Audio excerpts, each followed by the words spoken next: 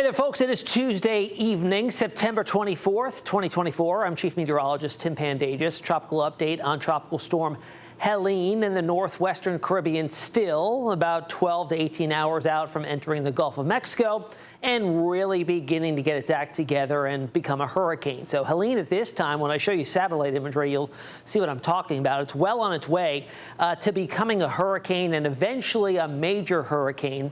Now, in the short term, I'm going to show you the possibility of a disruptor in its intensification process. It's a small disruptor, but it would at least bring a slightly weaker storm as it enters the Gulf of Mexico, because once it gets there, it's really a straight shot of very warm, deep waters and ideal atmospheric conditions to really help Helene be all that it could be.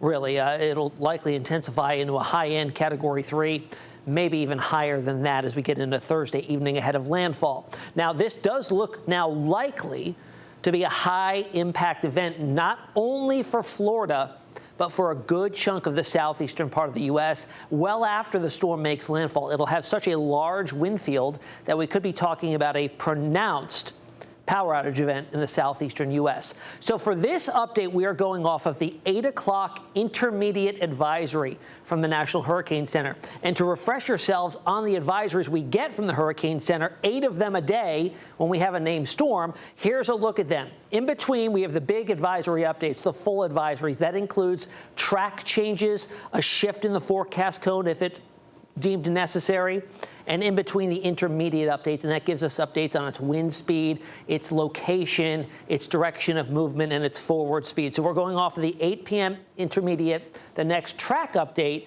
will come our way at 11 o'clock Eastern time. Now, I also will tell you, as we near landfall on Thursday, typically the Hurricane Center does introduce hourly updates on those stats and location ahead of landfall.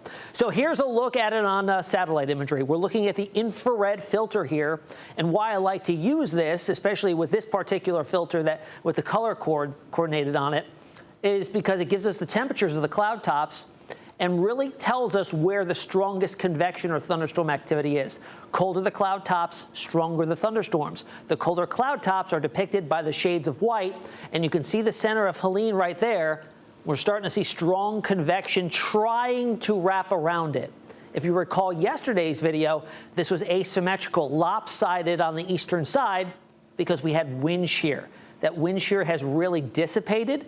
It's moving into a more ideal environment. But notice also here on this 12-hour loop that we start to see a bend of the center part of Helene, a bend to the northwest. This is the Yucatan. There's Cancun and there's Cozumel. A land interaction could be a short-term disruptor here. If the core of Helene does make its way over the northern tip of the Yucatan, it's not enhanced terrain, but it is land. It'll take it away from its fuel source for at least a short period of time and likely lead to at least a slight degradation of its intensity as it enters the Gulf of Mexico, because as I mentioned, once it gets into the Gulf of Mexico, there's nothing to really slow it down from intensifying into a big-time storm before landfall in Florida. Yesterday, what was influencing it? Upper level low over to the northwest of the center of Helene. But we also had Hurricane John in the eastern Pacific that made landfall in southern Mexico as a major hurricane. It has really been sheared apart from the enhanced terrain in southern Mexico. Now it's just a remnant low. And since it has weakened, the wind shear from it has really lessened. I also want to show you here what may also come into play later on. We've got a little bit of some dry air on the water vapor imagery off to the northwest here. Maybe some of that gets pulled into the center of circulation, we can hope, and that would kind of choke it off just a little bit to weaken it. But, I mean, these are small things that could come into play here that could weaken it, but really, you know, we're just hoping for the best, and that does work to slow it down at least a little bit in its intensification. Because look at the warm water. It is over. Not only is the surface temperatures of the ocean here in the Caribbean, Northwest Caribbean, mid to upper 80s, but it also extends down to a great depth, something we call ocean heat content. And when you see shades like this, the reds and pinks and magentas here, that increases the probability of a rapid intensification process with this storm. When you've got such deep warm water here, there's just an endless amount of fuel. When you tack that onto an ideal atmospheric profile, which it will be moving into, that could come into play. And in fact, here, when we look at the intensity forecast for Helene, The Hurricane Center does forecast rapid intensification. By Wednesday morning, we're at a Category 1 hurricane here. It may even come sooner than that. But then from there to 24 hours later, we're up to 115-mile-per-hour winds, Category 3 storm. That's an increase in sustained winds of 40 miles per hour. The definition of rapid intensification is an increase in sustained winds of 35 miles per hour or greater within a 24-hour period. So that would satisfy that criteria. Again, we'll probably see it overperform. So we've got the ingredients there. We've got the very warm water temperatures, at least 80 degrees, well above that. A low wind shear environment. We had this shear yesterday. That is gone. And an ideal upper air setup. So we've got inflow at the surface, right? And we need outflow aloft. So we need that ideal environment for it to ventilate properly, for it to stand up and have good posture as it builds to the north and northwest and eventually to the north and northeast towards Florida. So it can take advantage of an ideal atmospheric setup. So here's a look at this storm forecast cone from the Hurricane Center. Again, off of the 8 o'clock advisory. This is the 5 p.m. track, though. Does forecast a Category 1 storm by Wednesday afternoon. I think we see it before then. But nonetheless, I want to draw your attention to the bend here to the northwest with the forecast cone as well. And that's interesting because when you look at the spaghetti plots, the clustering here has shifted a little bit farther to the west. More members are favoring at least a minimal land interaction here near Cancun.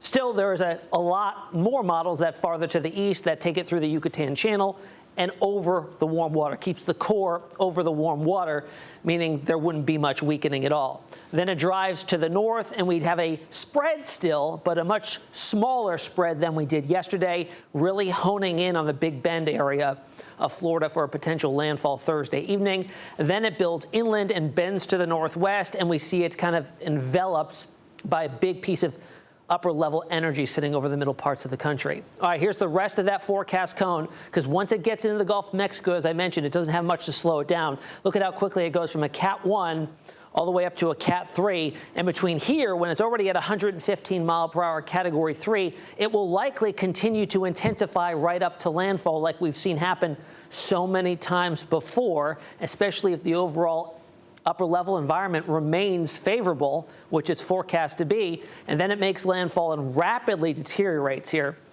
It's also going to be moving at a pretty good clip, so the forward speed paired with those wind speeds is going to only add to the wind damage potential, especially on the eastern side, the right side of the storm, as it builds inland. We call that the dirty side of the storm. And then, as you can see, it builds inland, and it's going to be a big disruptor here in the middle parts of the country. Lots of heavy rain and lots of wind as well. Now, we talked about the forecast cone here, and a lot of folks tend to see that cone, and when they're outside of it, they dismiss any potential impacts because the storm is going to stay inside the cone.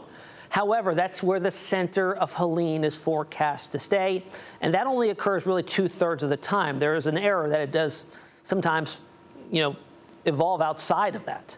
But the impacts happen well outside of the cone. And I just wanted to show you here, this is going to be where the potential impacts are still felt, even when Helene tracks within that forecast cone.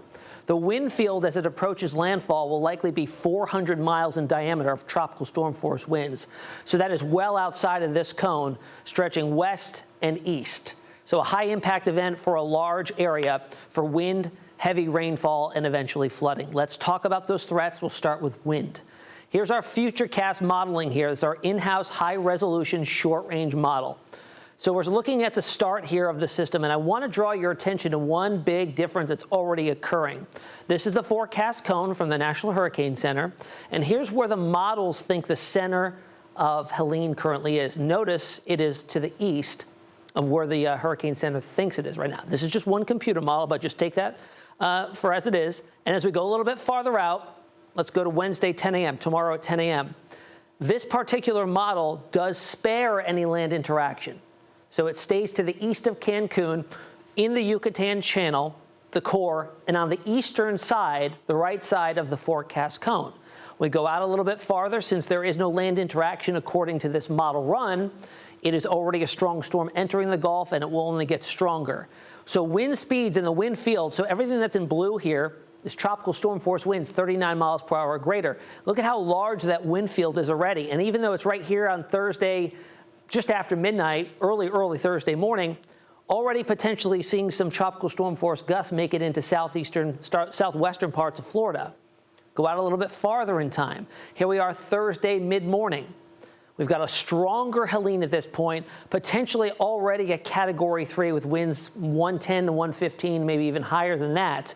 But right side of the storm, dirty side, we're already seeing the onshore flow. So here's Tampa Bay. Water's already getting blown into Tampa Bay.